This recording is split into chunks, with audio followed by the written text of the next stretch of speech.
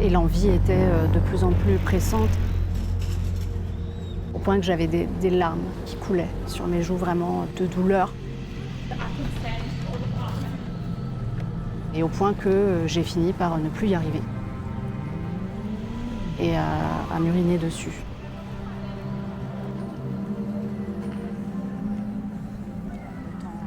10 years ago, on this Strasbourg canal, Marie-Hélène Bryce experienced what she thought was an embarrassing but isolated incident.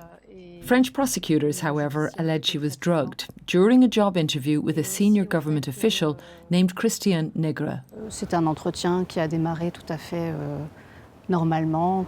Et puis au bout d'un moment, il me propose d'aller continuer l'entretien à l'extérieur en marchant. What Marie-Hélène didn't know, police say, is that her coffee had been laced with a powerful diuretic, triggering an urgent need to urinate. They allege Negre, who worked for the Ministry of Culture, then led her further and further away from any toilets. Assez rapidement, pendant cette marche, je ressens une envie pressante d'aller aux toilettes. On est revenu le long du canal, où là, il m'a dit qu'il y avait des toilettes publiques un peu plus loin. L'envie a commencé à devenir insoutenable, au point que j'avais des larmes qui coulaient sur mes joues, vraiment de douleur. Et donc j'ai pas réussi à me retenir et je me suis urinée dessus, en espérant que cet homme ne le voie pas. Et puis par contre avec un sentiment terrible d'humiliation. Even then, Marie-Hélène says the pain and the overwhelming need to go did not stop. On était sous une sorte de pont. Et là, il m'a dit « Je vais vous cacher avec ma veste ». Et j'ai encore uriné longuement à ce moment-là. Il ne m'a pas spécialement quitté des yeux.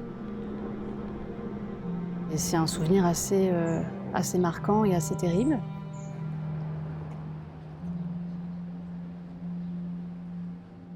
Marie-Hélène told no one that she had lost control of her bladder, not even her husband. She blamed herself, putting it down to giving birth just a few months earlier. Then, 2 years later, she was contacted by the police. A detective delivered this shocking news. They believed Marie-Hélène was one of nearly 250 women drugged by Negre, and it didn't stop there. Elle me dit « Est-ce que vous aviez connaissance que Monsieur Nègre menait sur vous une expérience ?» En fait, ils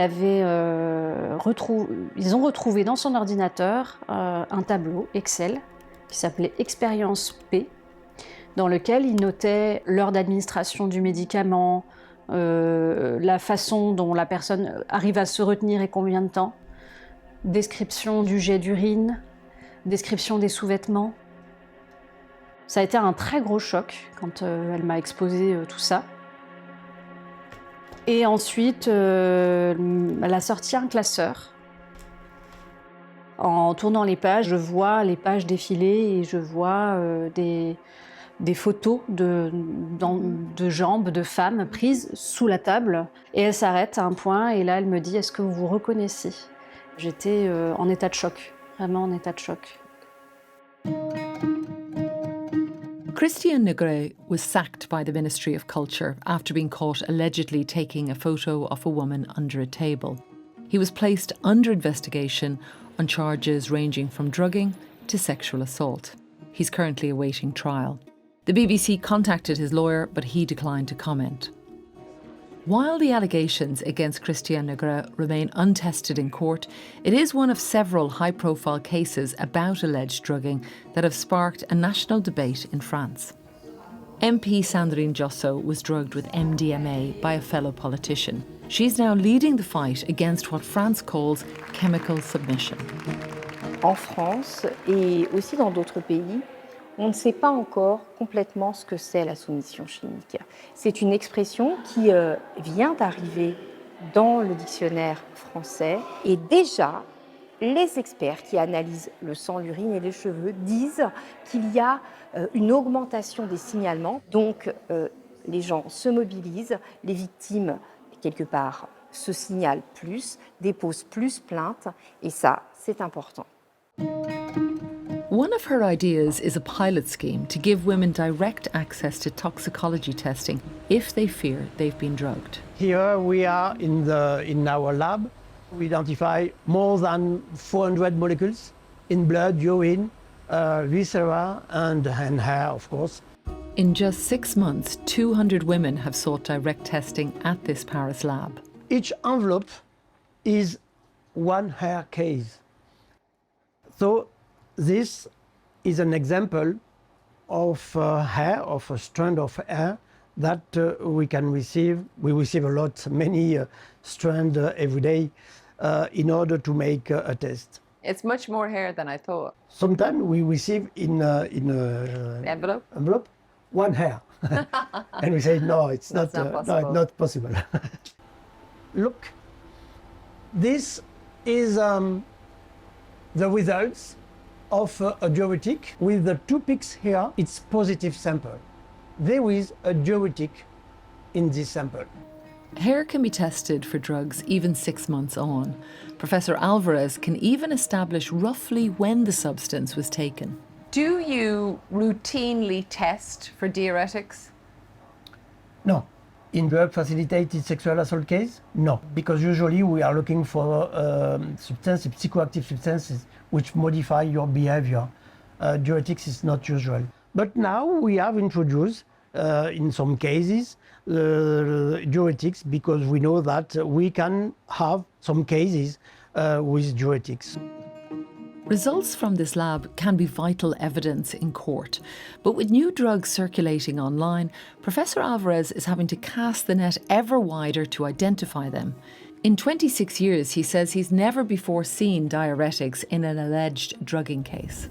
L'affaire hors norme, tant par le nombre de victimes que par la durée de l'instruction. 6 ans déjà. Meanwhile, the wheels of justice are turning slowly. 7 years after the investigation into Christiane Nogré began, no trial date has been set. Fondation des Femmes, which provides legal support to 50 of the women affected, has condemned what it calls the unbearable slowness.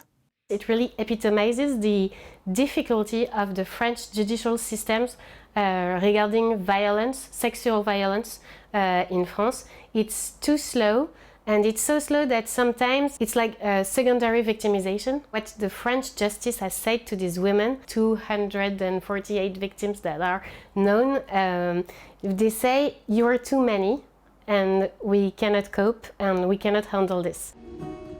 As they wait for justice, the women affected have found support in each other. Sylvie Delazen was allegedly drugged by Nogré in Paris in 2015. Dès le départ, parce que quand j'ai appris que j'étais victime, j'ai demandé en fait, j'ai dit bah là il y a un tableau, vous avez beaucoup de noms dans ce tableau, vous allez nous mettre tout en lien, et la policière m'a dit non. Moi après effectivement avoir porté plainte, je me suis retrouvée vraiment pendant des mois et des mois toute seule, livrée à moi-même, enfin, sans aucun soutien. Heureusement qu'on se parle dans le groupe. Oui, sinon on serait complètement isolés, parce qu'on parle des conséquences psychologiques qui sont importantes et du stress post-traumatique. Et puis les conséquences physiologiques aussi. Aujourd'hui, j'ai des problèmes et des troubles urinaires et je me demande si ça peut avoir un lien. Mais maintenant, c'est à la justice de faire sa part voilà, et de respecter les victimes, parce que là, c'est trop long. Moi, j'imaginais pas qu'être victime, finalement, ça demandait de déployer en plus autant d'énergie. The BBC asked the French police, judiciary and government about the criticism of their handling of the case, but they did not respond. A decade on, Marie-Hélène says she still suffers from nightmares and urinary problems. By speaking out, she hopes to cast off the years of shame that she felt over what happened that day. Moi, j'ai besoin, en fait, qu'on sache ce qui m'est arrivé, ce qui nous est arrivé. C'est une petite mécanique interne de se dire que c'est pas à moi d'avoir honte ou de me cacher.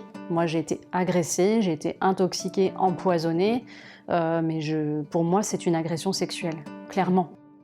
C'est la confiance en les autres et la confiance en soi qui sont abîmées.